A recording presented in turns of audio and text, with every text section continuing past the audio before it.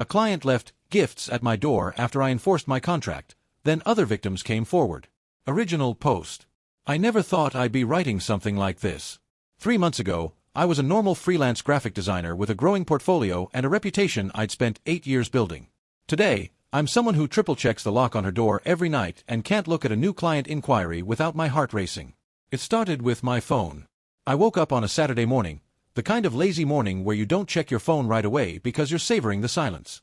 When I finally reached for it around 10 a.m., I thought it was glitching. The notification count seemed wrong. Impossible. 47 missed calls. 213 text messages. 89 emails. 34 Instagram DMs. All from the same person, or variations of the same person through different accounts and numbers. My hands were shaking so badly I almost dropped the phone. The messages ranged from pleading to threatening, cycling through emotions like someone spinning a wheel. Please just answer me. I know you're ignoring me. You're so unprofessional. I'll make sure everyone knows what kind of person you are. I'm sorry. Can we just talk? You can't do this to me. I'm outside. I'm outside. Those 2 words made my blood run cold. I crept to my window, the one that overlooks the parking lot of my apartment building. And there they were, sitting in their car, waiting for me. I need to back up and explain how I got here. Because 3 months ago, this person was just a client. A normal, seemingly reasonable client who wanted a logo and brand package for their small business. The beginning. I found them through a local business networking group. They'd posted looking for a graphic designer, and their project seemed straightforward: a logo, business cards, letterhead, and social media templates for a new boutique they were opening. The budget was fair. The timeline was reasonable. Every box was checked. Our first meeting was at a coffee shop near their future storefront. They were nervous, excited, clearly passionate about their business. They brought a folder full of inspiration images, magazine cutouts, Pinterest printouts, color swatches they'd collected. I appreciated the preparation. Not all clients know what they want, and working with someone who had a clear vision usually meant a smoother process. I've never worked with a designer before, they admitted, stirring their latte. I'm sorry if I ask a lot of questions. That's totally fine, I assured them. This is a collaboration. I want to make sure you love the final product. Famous last words. The first draft went well. They loved the direction, had a few minor tweaks, totally normal stuff. Move the icon slightly left, try a different shade of blue, maybe a different font weight. We went through 3 rounds of revisions, which was exactly what my contract specified. After the 3rd round, they signed off on the logo with enthusiasm. This is perfect. I can't wait to see everything else come together.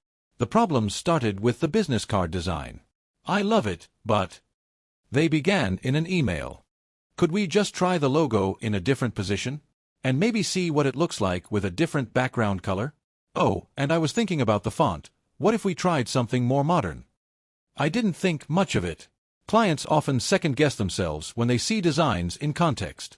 I made the changes. Then I made more changes. And more.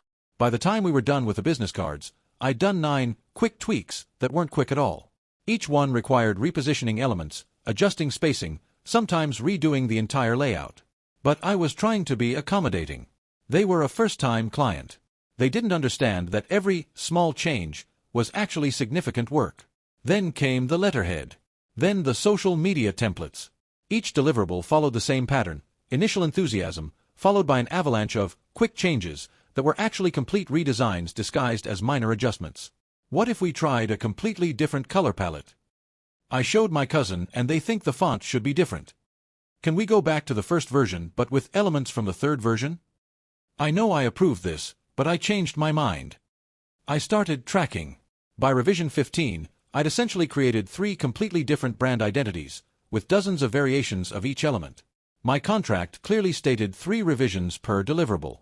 I was now working for free, and the project that should have taken 3 weeks was dragging into month 2. That's when I sent the email that changed everything. Hi, I hope you're doing well. I wanted to discuss the project timeline and scope. As per our contract, each deliverable includes 3 rounds of revisions. We've now completed 15 rounds of changes on the business cards alone, not including the other items. I'm happy to continue making adjustments, but additional work will require additional payment. I've attached a quote for the extra revisions completed to date, as well as hourly rates for any future changes beyond the contracted scope. I value our working relationship and want to ensure we're both on the same page moving forward. I thought I was being professional, reasonable. I even softened the language, used phrases like, I value our working relationship, to cushion the boundary. Their response came within minutes. Are you serious right now? After everything I've done for you? I've been telling everyone about you, recommending you to all my friends. This is how you treat me. Over a few small changes? You're supposed to be a professional. Professionals don't nickel and dime their clients. I'm starting to think you don't actually care about this project at all. I took a deep breath and replied calmly, reiterating the contract terms. I offered a small discount on the additional revision fees as a gesture of goodwill. I thought maybe they were just stressed about their business launch and took it personally. The next email was worse. I'm not paying you another cent. You're trying to scam me. The work isn't even that good. I've been too nice to say anything, but my friends all think it's amateur. Maybe I should just ask for a refund since clearly you can't deliver what you promised. That stung. I'd poured hours into this project, created work I was genuinely proud of, bent over backward to accommodate their ever-changing vision. But I held firm. I understand you're frustrated, but the contract is clear. I'm unable to continue work without payment for the additional revisions. If you'd like to proceed with the current approved designs, I'm happy to deliver the final files. Otherwise, we'll need to discuss the outstanding invoice for work already completed. They didn't respond for 2 days. I thought it was over. I thought they'd either pay or disappear, and either way, I'd learned a valuable lesson about scope creep and boundary setting. I was so naive. Update 1. The escalation. The silence broke on a Tuesday night. I was scrolling through Instagram when I noticed a new comment on a photo I'd posted weeks earlier. A picture of my cat sleeping in a sunbeam. Nothing special. Just casual, personal content. Nice cat. Too bad its owner is a scam artist. My stomach dropped. The account was new, clearly created just to harass me.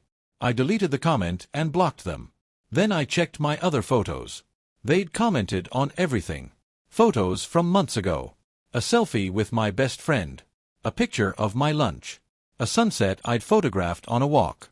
Every single one had a comment now. Thief. Unprofessional. Don't trust this person. She takes your money and doesn't deliver. I blocked that account. Another one appeared the next day. And another. Then they found my Facebook, my LinkedIn, my Behance portfolio. Every platform I existed on suddenly had them lurking, commenting, messaging. They created fake accounts to leave negative reviews on my business page. They messaged my friends, people whose profiles were connected to mine, warning them about what a terrible person I was. My best friend called me, confused and concerned. Hey, so I got this weird message from someone. They said you stole from them? What's going on? I explained the situation.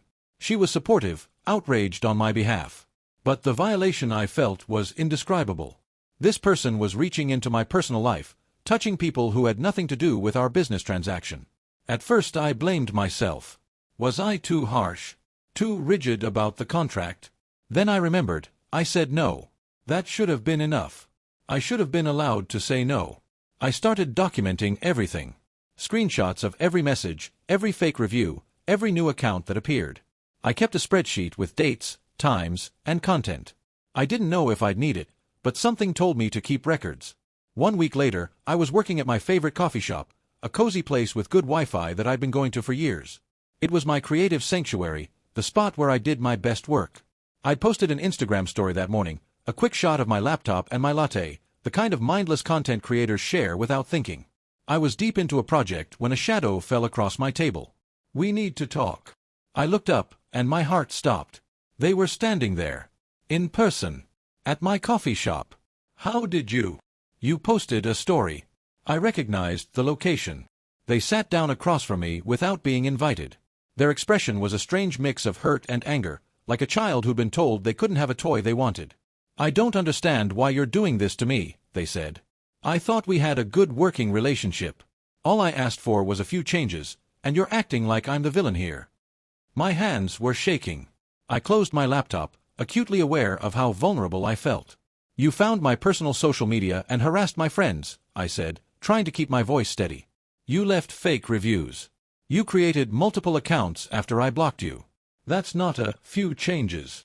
I wouldn't have had to do any of that if you'd just worked with me. Their voice rose, drawing glances from other customers. "You're the one who made this difficult. I was trying to give you a chance to fix things." "Please leave," I said. "Not until we talk about this like adults. I have nothing to say to you. Please leave, or I'll ask the staff to call the police." Something flickered in their eyes. I couldn't tell if it was rage or hurt or something else entirely. They stood up slowly. "This isn't over," they said. "I'm going to make sure everyone knows what you really are." They left. I sat there for 20 minutes, too shaken to move. Update 2. The breaking point. I stopped going to that coffee shop. I stopped posting on Instagram. I locked down every social media account, set everything to private, scrubbed my profiles of any identifying information. I felt like I was erasing myself, making myself small enough to disappear. It didn't help. New accounts kept appearing. The messages kept coming, now through alternate phone numbers, apps that generate temporary numbers, friends' phones, anything to get around my blocks. The content was always the same: demands that I finish the project, accusations that I was a thief, threats to destroy my reputation. People ask why I didn't just do the extra work to make them go away. But that's how it starts. Give an inch, they take your whole life. I knew that giving in wouldn't end this. It would only prove that harassment worked, that if they pushed hard enough, they'd get what they wanted. And then what would stop them from doing it again? 2 weeks after the coffee shop incident, I came home from grocery shopping to find a gift bag hanging on my apartment door. Inside was a small plant in a decorative pot, a card, and a handwritten note. "I know we got off to a rough start. I really believe we can work this out. I just want to finish our project together. Please call me." They knew where I lived. I called my landlord immediately, asked about changing the locks. I asked the front office if anyone had been let in, if there was security footage. There wasn't much they could do. It was an older building without the kind of security measures that would have helped. The gifts kept coming. A box of chocolates. A book about entrepreneurship. A small stuffed animal. Always with notes. Always pleading for reconciliation, for me to just talk to them. Then they started waiting. I'd come home to find their car in the parking lot. They never approached, just sat there, watching my building. Sometimes for hours. I could see them from my window, silhouetted behind the wheel. I stopped sleeping. I started leaving for work at odd hours, coming home at unpredictable times, trying to throw them off. I looked over my shoulder constantly. Every car that looked like theirs made my heart race. One night, I was taking out the trash around 9 p.m., and they were standing by the dumpster. Just standing there. Waiting. "Hi," they said, like it was a normal encounter. "I thought we could talk." I didn't say anything. I turned and ran back inside, called the police on my way up the stairs. The officers who responded were sympathetic but limited in what they could do. No physical threat had been made. No violence had occurred. My client hadn't technically trespassed. The parking lot and dumpster area were accessible to anyone. The officers took my statement, advised me to document everything, suggested I might want to look into a restraining order. "Unfortunately, this kind of thing is hard to prosecute until something happens," one of them said. Until something happens. Those words haunted me. I was supposed to wait until they hurt me before the system would help. Update 3. Taking action. I hired a lawyer. It felt extreme at the time, an expense I could barely afford as a freelancer, but I was out of options. The lawyer, a woman who specialized in harassment and stalking cases, reviewed my documentation with a grim expression. "You have a strong case," she said. "The pattern of behavior is clear. The escalation is documented. I think we can get a restraining order." We filed the paperwork. The process was surprisingly bureaucratic for something so personal. Forms and affidavits, court dates and filing fees. My trauma reduced to checkboxes and legal language. The court date arrived on a gray November morning. I wore the most professional outfit I owned, trying to project confidence I didn't feel. My lawyer had prepared me for what to expect, but nothing could have prepared me for seeing them again. They showed up with their own lawyer, someone who looked bored, like this was just another case in a long day of cases. My client looked different than I remembered. Smaller, somehow. Less threatening under the fluorescent courtroom lights. Their defense was almost laughable. My client was simply passionate about their business project, their lawyer argued. They attempted to resolve a legitimate contractual dispute. Any perceived harassment was simply an overeager attempt at communication. The judge, a woman in her 60s with reading glasses perched on her nose, looked skeptical. "Showing up at someone's home uninvited is overeager communication?" she asked. My client was in the area and, multiple times, at all hours, after being explicitly asked to stop contact. The evidence was overwhelming. My spreadsheet, my screenshots, the police report. Text messages that ranged from pleading to threatening, sometimes within the same hour. Records of the fake accounts, the fake reviews, the harassment of my friends and colleagues. My client tried to speak directly to the judge at one point, breaking protocol. I just wanted to finish the project. I invested so much money and time, and she just abandoned me. I'm the victim here. The judge was unmoved. The court finds sufficient evidence of stalking behavior as defined by state law. A restraining order is granted for a period of 2 years. You are to maintain a distance of at least 300 feet from the petitioner, her home, her workplace, and any location she is known to frequent. You are prohibited from any form of contact, direct or indirect, including through third parties or electronic means. Violation of this order is a criminal offense.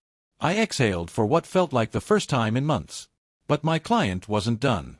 As they were leaving the courtroom, they turned and looked at me with an expression I'll never forget.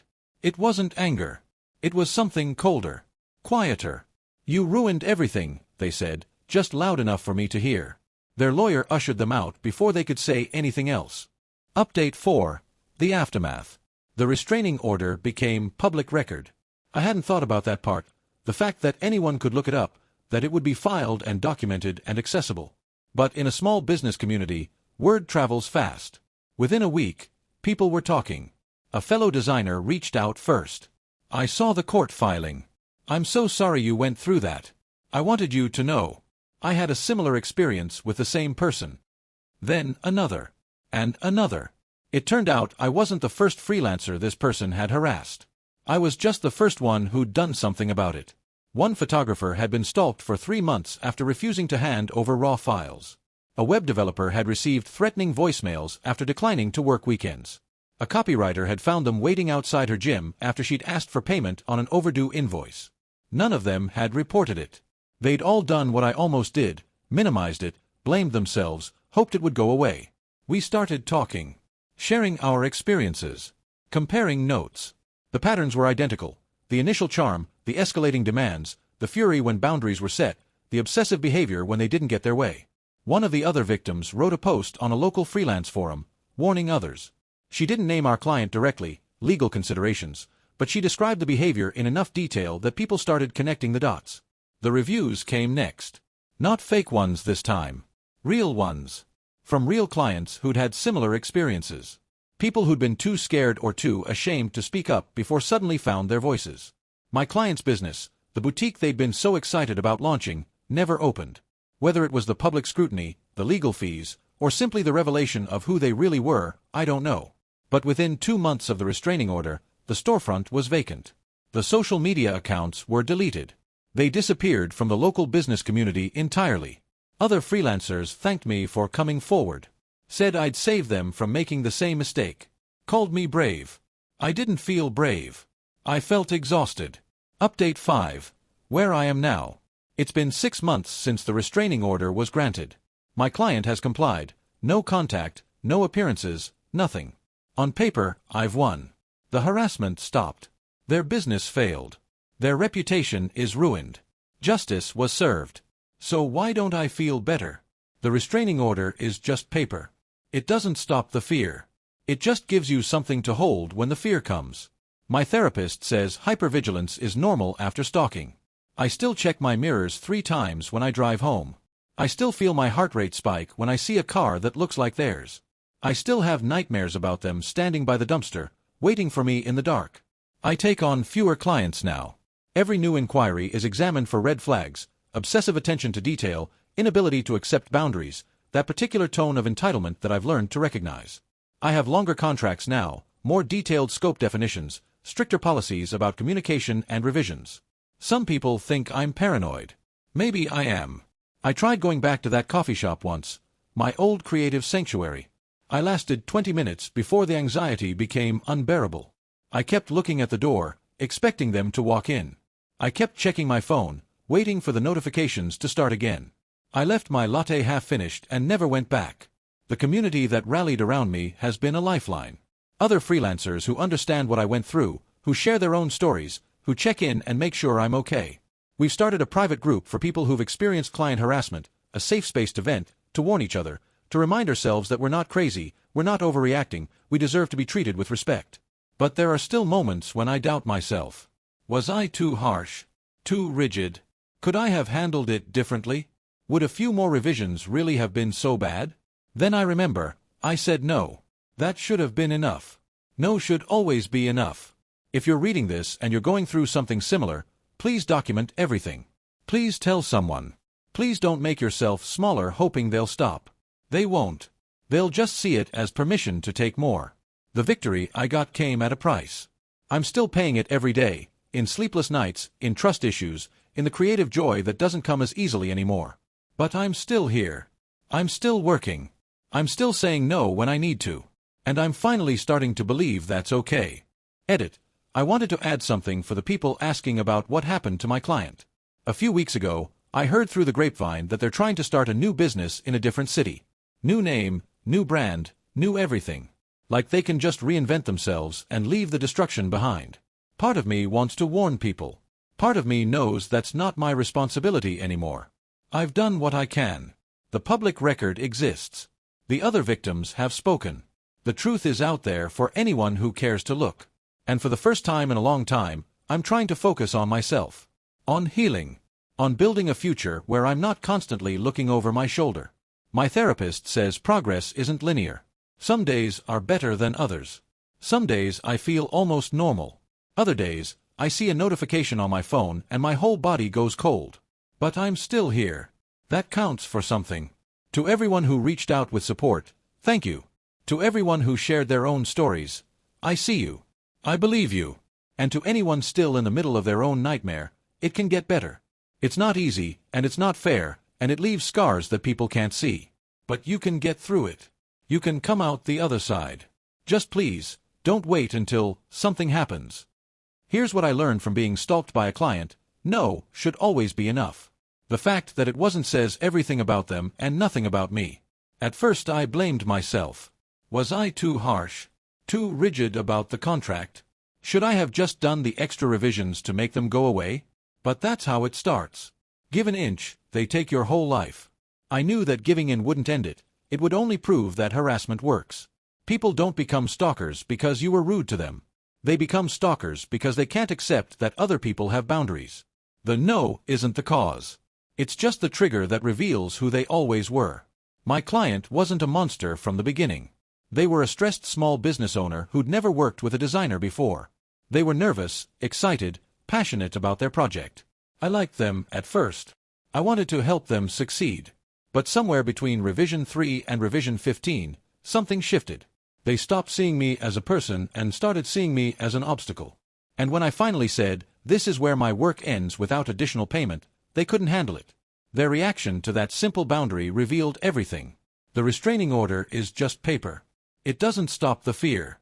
It just gives you something to hold when the fear comes. I still check my mirrors 3 times when I drive home. I still feel my heart spike when I see a car that looks like theirs. I still have nightmares about them waiting for me in the dark. My therapist says hypervigilance is normal after stalking. Normal. As if any of this is normal. But something good came from this nightmare. Other victims found their voices. The photographer stalked for refusing to hand over raw files. The web developer who got threatening voicemails. The copywriter who found them waiting outside her gym. None of them had reported it. They'd all done what I almost did, minimized it, blamed themselves, hoped it would go away. We're talking now. Warning each other. Reminding ourselves that we're not crazy, we're not overreacting, we deserve to be treated with respect. Their business never opened. Their reputation is destroyed. On paper, I won. But victory has a price. I take fewer clients now. Every new inquiry gets examined for red flags. I have longer contracts, stricter policies, more barriers between me and the people I work with. Some people think I'm paranoid. Maybe I am. But paranoia is what happens when trust gets weaponized against you. I tried going back to my favorite coffee shop, the one where they found me. I lasted 20 minutes before the anxiety became unbearable. I kept looking at the door. Kept waiting for them to walk in. I left my latte half-finished and never went back. Progress isn't linear. Some days I feel almost normal. Other days, a notification on my phone makes my whole body go cold. But I'm still here. Still working. Still saying no when I need to. And I'm finally starting to believe that's okay. To anyone still in the middle of their own nightmare, don't wait until something happens. Document everything. Tell someone. Don't make yourself smaller hoping they'll stop. They won't. They'll just see it as permission to take more. No should always be enough. And if it's not enough for them, that's their problem to fix, not yours to accommodate.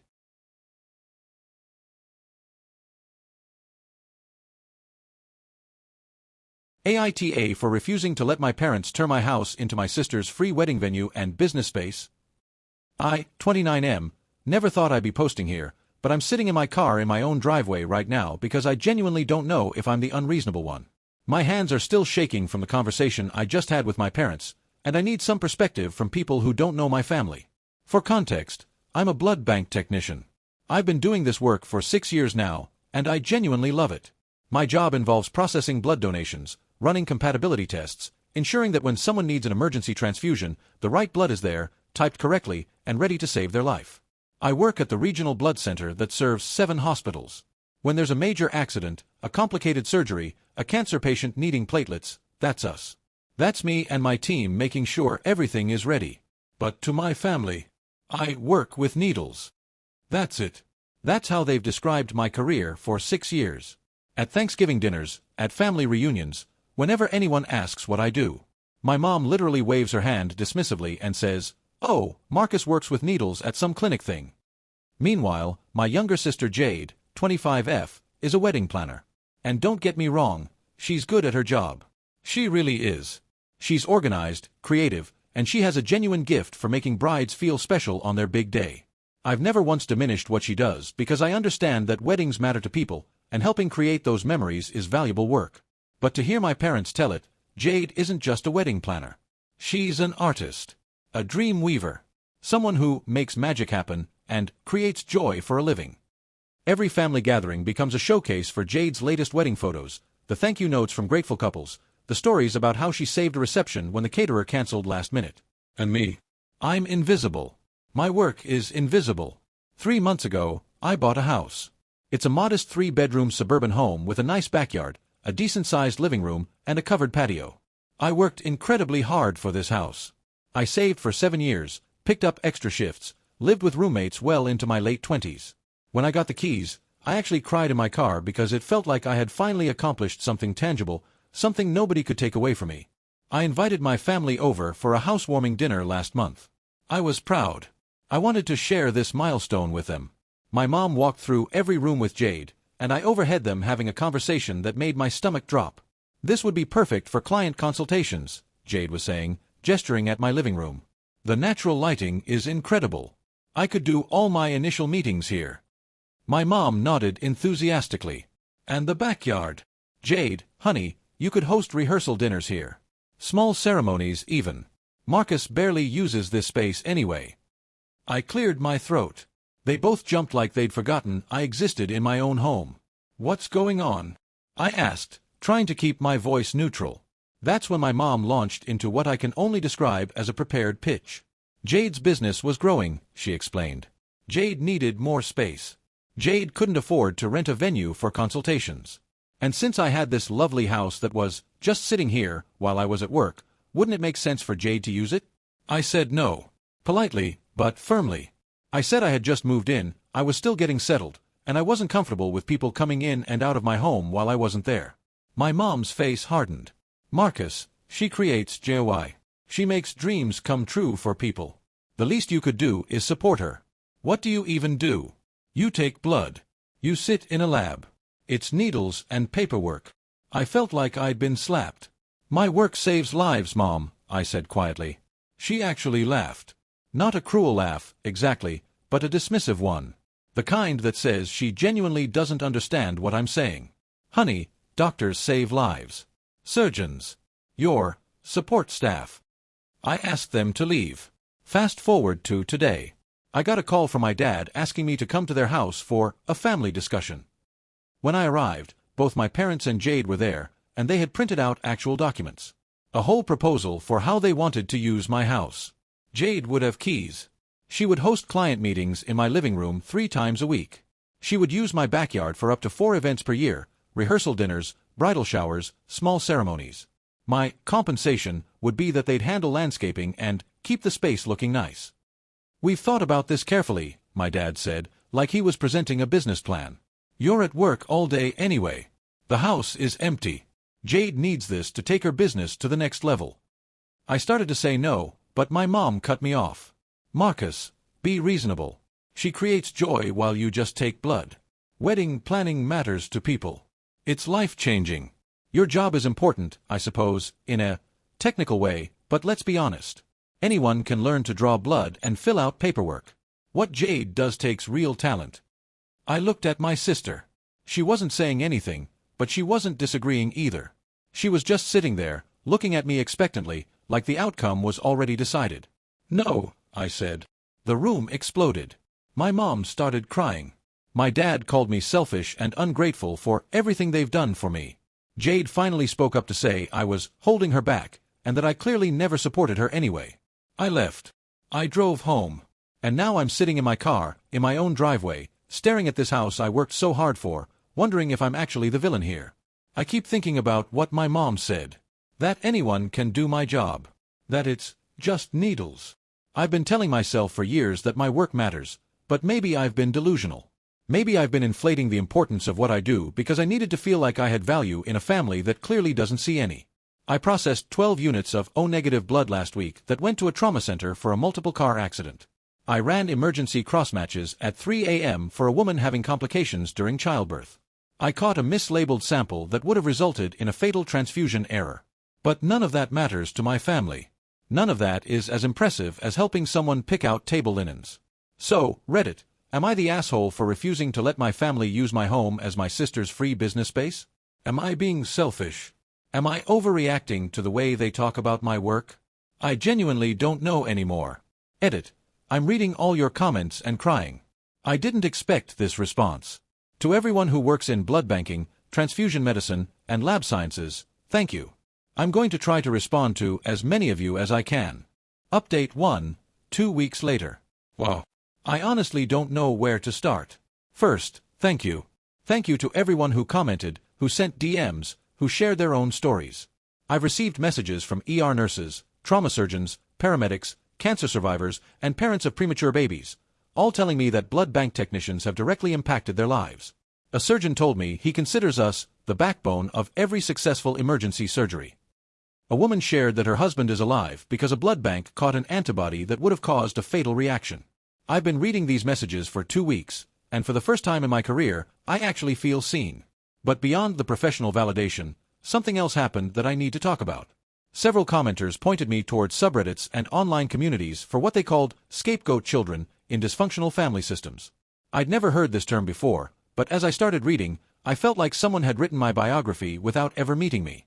The pattern was so clear, so textbook, that it actually made me laugh. Not because it was funny, but because the absurdity of it became suddenly obvious. In families with this dynamic, there's typically a golden child, who can do no wrong, and a scapegoat, who can do no right. The golden child's accomplishments are celebrated and amplified. The scapegoat's accomplishments are minimized or ignored. The golden child's needs take priority.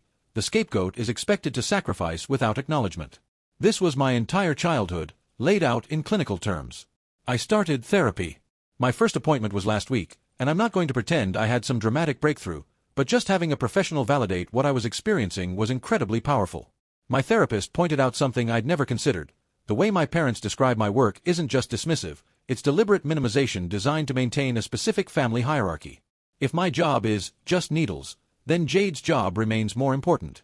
If my job is boring, then Jade remains the star. Here's the thing that really struck me though. I spent some time actually researching what wedding planners do. Not to diminish Jade's work, again, it's a legitimate profession, but to understand why my family acts like it's more significant than healthcare. Wedding planning is event coordination. It's beautiful, it's meaningful to the couples involved, and it requires genuine skill. But at its core, it's organizing parties. Important parties, yes. Parties that create lasting memories, absolutely. But parties nonetheless. Blood banking is healthcare. It's life and death. Every single day, people survive because of what I do. Not because it's special, not because I'm unique, but because this field exists and professionals like me take it seriously. My boring work is literally the reason some people are alive to have weddings. I wrote that sentence and had to stop typing for a minute. After my therapy session, I drove to work and actually looked at what I was doing with fresh eyes. I watched one of our phlebotomists greet a nervous first-time donor and talk them through the process. I processed units that were being rushed to a pediatric hospital for a kid with leukemia. I answered a call from an ICU nurse who needed help interpreting antibody screen results. This isn't just needles. This is infrastructure. This is the invisible scaffolding that allows visible miracles to happen. My family has reached out several times since the original conversation. My mom sent a text saying she didn't appreciate being portrayed as the villain when she was just trying to help Jade succeed. My dad called to say I was being dramatic and that they never said my job wasn't important. They just said it was different from Jade's. I haven't responded to any of it. Jade herself sent a longer message. She apologized for how the conversation went, but then immediately pivoted to explaining why she really needed my house and how my stubbornness was affecting her business plans. She ended with, "I know you think your job is important, but I'm building something that creates happiness. Isn't that worth supporting?" I read that message 3 times. Then I saved it as a screenshot because I wanted to remember it. I'm not ready to talk to any of them yet. I need more time to process what I've learned about myself, about my family, and about the patterns that have shaped my entire life. But I wanted to update everyone here because your comments genuinely changed my perspective. My work matters. It matters to every patient who receives a transfusion. It matters to every surgeon who operates with confidence. It matters to every paramedic who arrives at an accident and knows the blood supply is ready. It matters, even if my family can't see it. More updates to come as things develop. Update 2, 6 weeks later. So something completely unexpected happened, and I need to process it by writing it out. Jade got engaged about a year ago to her fiancé, Derek. I've met him a handful of times at family events, but we've never really talked one-on-one.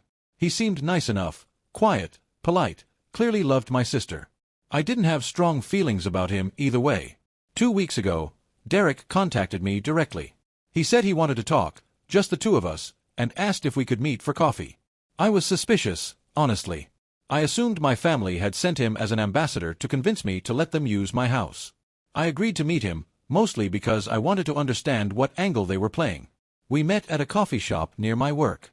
Derek looked nervous, which surprised me. He's a pretty composed guy normally. He works in finance, very put together, rarely seems ruffled. But that day, he was fidgeting with his coffee cup and couldn't seem to make eye contact. "I need to tell you something," he said after we'd made awkward small talk for a few minutes. "And I need you to hear the whole thing before you respond." I nodded. Derek took a deep breath. "When I was 19, I was in a car accident. Bad one. Drunk driver ran a red light and T-boned my car. I don't remember much of it, honestly. I was in and out of consciousness. But I lost a lot of blood. A lot." He paused, and I could see his hands were shaking slightly. "I needed 11 units of blood during my surgery and recovery. 11. The doctors told my parents later that if there had been any delay, any problem with the blood supply, any incompatibility, anything, I wouldn't have made it. I was that close to dying." I sat there, completely still, not sure where this was going. "I've thought about that a lot over the years," Derek continued. "About the people who donated that blood. About the people who processed it, tested it, made sure it was safe. I never knew who they were. I never got to thank them. But I'm alive because of them." He finally looked up at me. "When Jade told me what happened with your family, the conversation about your house, what your mom said about your job, I was furious, Marcus. I was absolutely furious. I've been sitting with this for weeks, trying to figure out how to address it. I felt something shift in my chest. No one in my family had ever reacted this way." "I asked Jade to explain exactly what you do," Derek said. "And she couldn't. She literally couldn't tell me. She said something about needles and labs and shrugged. I pushed, and she got defensive. She said it didn't matter because it's not like he's a doctor." He shook his head. "I told her what happened to me when I was 19. I told her about the blood transfusions. And I asked her if she thought the people who made that possible were just anything. She didn't have an answer." Derek leaned forward. "I did some research after that conversation. I looked up what blood bank technicians actually do. The cross-matching, the antibody screens, the type-in screens, the emergency protocols. Marcus, I had no idea how complex it is. I had no idea how much expertise it requires. And I had no idea how invisible your field is to most people. It's pretty invisible, I agreed quietly. It shouldn't be, he said firmly. I'm alive because of people like you. Every person who's ever needed a transfusion, accident victims, surgery patients, cancer patients, new mothers with hemorrhages, they're alive because of what you do. And your family called it, just needles. We sat in silence for a moment. I'm not here to apologize on their behalf, Derek said finally. That's not my place. But I wanted you to know that I see you. I respect what you do. And I'm going to make sure Jade understands exactly why her dismissal of your work was so wrong. I didn't know what to say. I just nodded. Derek reached across the table and shook my hand. Thank you, he said, for what you do. For the 11 units of blood that kept me alive. For every life you've helped save. Thank you. I drove home after that conversation and sat in my living room for an hour, just processing. No one in my family has ever spoken to me like that. No one has ever connected what I do to actual human lives in front of me. It mattered more than I can express. Update 3, 4 months later. A lot has happened since my last update, and I think we're finally reaching some kind of resolution. I want to share it because this community has been so supportive throughout this journey. After Derek's conversation with me, he had a much more serious conversation with Jade. I don't know exactly what was said, but I know it was significant because Jade called me, not texted, actually called, and asked if we could talk. Her voice sounded different. Smaller, somehow. We met at a park near our parents' house. Neutral territory. Jade looked exhausted. Not physically, necessarily, but emotionally. Like she'd been doing some hard internal work and wasn't sure how to carry the weight of it. Derek told me about his accident, she started. I knew about it, he'd mentioned it before, but I never really understood what it meant. I never connected it to anything real. She paused. When he explained what blood transfusions actually involve, what could go wrong, how many people are needed to make it work. I felt sick, Marcus. I felt sick because I realized I've been dismissing something that literally kept my fiancée alive. I didn't say anything. I wanted her to finish. I also realized something else, Jade continued. I've spent my entire career telling couples that their wedding day is the most important day of their lives. That's the whole pitch, right? This is your moment. This is your dream. Everything has to be perfect because this matters more than anything. She laughed, but there was no humor in it. But Derek almost didn't have a wedding day. He almost didn't have any days. Because of a car accident that happened in 30 seconds. And the only reason he's here to marry me is because strangers donated blood and people like you made sure it got to him safely. Jade looked at me directly. I've been planning the most important day for people who only have that day because of work like yours. Work I've been calling just needles for years. I'm so sorry, Marcus. I'm so incredibly sorry. This time, I did respond. Thank you, I said. That means a lot. There's more, she said. Derek and I have been doing premarital counseling. It was already scheduled, but our sessions have become a lot more intense since all this happened. Our counselor has been helping me understand some things about our family dynamic that I'd never examined before. She took a shaky breath. I've been the favorite. I know that. I've always known that, somewhere deep down, but I never let myself really acknowledge it because it felt good to be the one Mom and Dad praised. But being the favorite came at your expense. Every time they elevated me, they pushed you down. And I let them. I participated in it. I benefited from it. I felt tears starting to form, but I held them back. The counselor asked me something that I can't stop thinking about, Jade continued. Would you rather plan 100 beautiful weddings or have the ability to save one life? And I knew the answer immediately. I just never would have admitted it before. We talked for 2 more hours that day. About our childhood. About the patterns we'd both been caught in. About what we wanted our relationship to look like going forward. At the end, Jade asked me something that surprised me. Can I ask for something? You can absolutely say no, and I'll understand. What is it? I'd like to host my rehearsal dinner at your house. Just the rehearsal dinner, nothing else. And I'll pay you for it. Fair market rate. And I'll never ask to use your space for business purposes. This would just be this one thing. Because I want to celebrate the beginning of my marriage in a space that belongs to someone whose work I finally understand matters. I thought about it. Okay, I said. 1 rehearsal dinner. But I want to be there, and I want to be involved in the planning. Not as your vendor, as your brother. She agreed immediately. Final update, 6 months later. I wanted to write one final update because I think this story has reached its natural conclusion, and I want to share where everything ended up. Jade's wedding was last weekend. It was modest, much more modest than the elaborate affairs she usually plans for her clients. When I asked her about it, she said her perspective on weddings had shifted. I used to think the wedding had to be spectacular, she explained. Grand venues, expensive flowers, every detail perfect. But now I keep thinking about all the things that have to go right for two people to even make it to their wedding day. Health, safety, survival. The wedding itself feels less important than the fact that we're both here to have it. The rehearsal dinner at my house was wonderful. Derek gave a toast that made me cry, actually cry, in front of everyone. He talked about his accident, about the 11 units of blood, about the invisible workers who made his survival possible. I'm standing here today because of people like Marcus, Derek said, raising his glass. People who do work that most of us never see, never think about, and never appreciate until we desperately need it. The blood bank technician who processed my transfusions probably never knew my name. But they saved my life. And Marcus does that work every single day. He turned to me directly. Thank you, Marcus. For what you do. For who you are. And for welcoming us into your home despite everything. My parents were at the rehearsal dinner. They were quiet, noticeably quiet. I learned later that Derek had had a separate conversation with them as well, explaining his history and making it very clear that he would not tolerate any dismissal of blood banking or related medical work in his presence. I don't know if my parents have truly changed. I suspect old patterns die hard, and they'll probably slip back into their habits eventually. But at the rehearsal dinner, my mom approached me privately. I didn't understand, she said quietly. I didn't understand what you really do.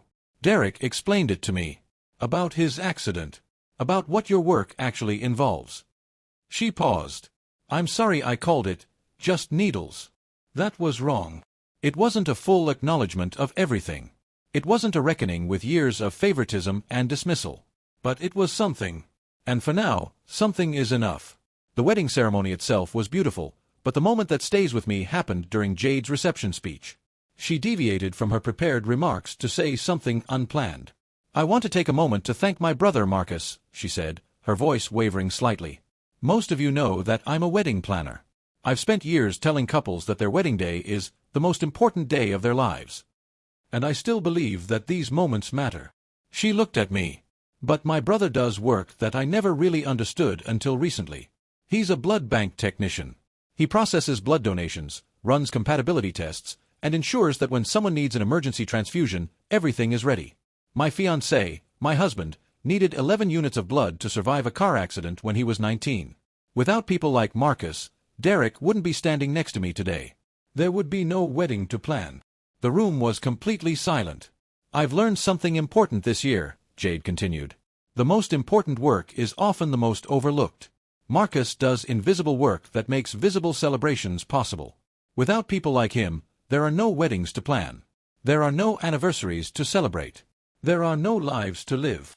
She raised her glass. To Marcus. To blood bank technicians everywhere. To the people who save lives in ways most of us never see. Thank you for doing the work that makes all our dreams possible. The room toasted. I couldn't speak. After the wedding, Jade told me about a decision she'd made. She's pivoting her business. She'll still do some wedding planning, but she's now focusing primarily on event coordination for blood drives, medical fundraisers, and healthcare awareness campaigns. I want to use my skills to support the work you do, she explained. I want to help blood centers plan donor recruitment events. I want to make those events as beautiful and welcoming as any wedding. Because getting people to donate blood is just as important as planning someone's perfect day, maybe more. Her first project is a major blood drive fundraiser for the regional blood center where I work. She's treating it with the same care and attention she'd give any luxury wedding. The theme is, Give the Gift of Life, and she's incorporated testimonials from transfusion recipients, including Derek. I walked through the venue setup last week and had to stop and collect myself. There were elegant table settings, beautiful floral arrangements, professional lighting, and photos of patients whose lives were saved by blood donations. Jade had interviewed families, collected stories, created displays that showed the human impact of what we do. This is what I should have been doing all along, she said. Planning events that matter. Not matter in the this is your special day way, but matter in the this literally keeps people alive way. So that's where things stand. My relationship with Jade is better than it's ever been. We talk regularly now, really talk, about things beyond surface-level family small talk. She's become genuinely interested in my work, asking questions about blood banking, learning the terminology, understanding the challenges. My relationship with my parents is still evolving. We see each other at family events, we're civil, but there's a distance that wasn't there before, or rather, a distance that was always there but that I'm now allowing myself to acknowledge. My therapist says that distance can be healthy. That maintaining boundaries protects my peace. My relationship with Derek is one of the unexpected gifts of this whole experience. He and I have become genuine friends. He sends me articles about advances in transfusion medicine, asks about my work, and always expresses appreciation for what I do. And my relationship with myself. That's the biggest change of all. I no longer shrink when people ask what I do for a living. I no longer minimize my work to make others comfortable. I say, clearly and proudly, I'm a blood bank technician. I help ensure that when people need life-saving transfusions, the blood is there, it's safe, and it's compatible. I'm part of the team that makes survival possible. And if someone calls it just needles, I think of Derek. I think of the 11 units of blood. I think of every emergency crossmatch, every antibody screen, every unit processed at 3 a.m. for a patient I'll never meet. I think of how important invisible work really is. And I know, with absolute certainty, that what I do matters. TLDR, family dismissed my blood bank career as just needles compared to my sister's magical wedding planning, wanted my house as free venue. Sister's fiancé, who survived via blood transfusions, was furious at the dismissal and helped shift everyone's perspective. Sister now plans blood drive events and publicly thanked me for doing invisible work that makes visible celebrations possible. Turns out saving lives is pretty important after all.